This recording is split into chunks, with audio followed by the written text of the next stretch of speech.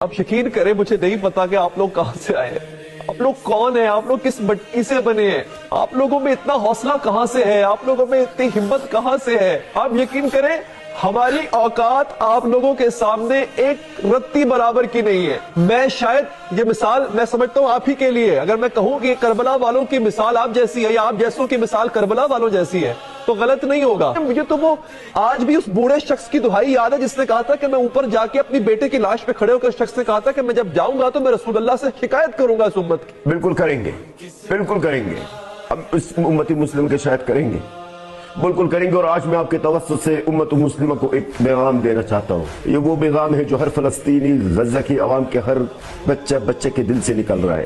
اللہ کی قسم کسی بھی مسلمان کو ہم معاف نہیں کریں گے۔